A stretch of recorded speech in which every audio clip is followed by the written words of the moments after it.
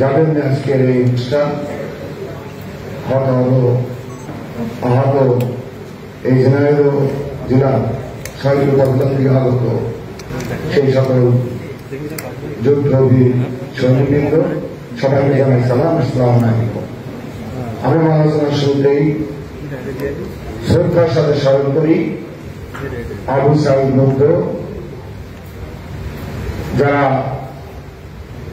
নিজের জীবনকে নতুন বাংলা, নতুন স্বাধীনতা, আজকে আমাদের এখানে কথা বলার অধিকার ফিরিয়ে গেছে। সাথে সাথে শ্রদ্ধার সাথে স্মরণ করি আমাদের ঝিনাইদহ দুই বীর সৈনিক রাকিব এবং সাব্বিরকে।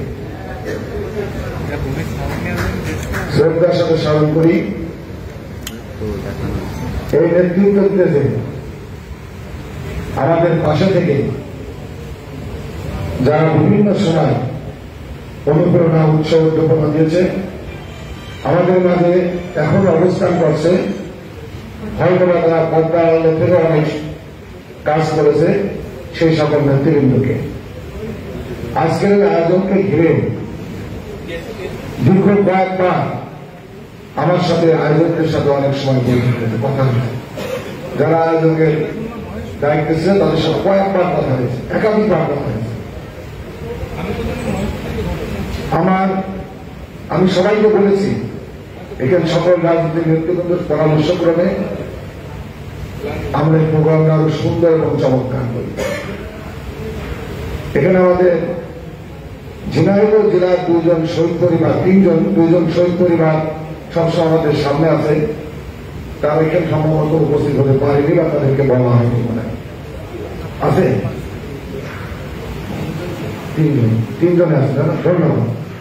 এইটা আমি এখানে বসে আমি নিজেও মনে করছি আমরা মিস্টেক করেছি, ওদেরকে আমার এটা বলা উচিত ছিল, সবকিছু বলেছে বলা উচিত ছিল। আমি জানলা করবে এটা মিস্টেক করেছে আমার মনে হচ্ছে।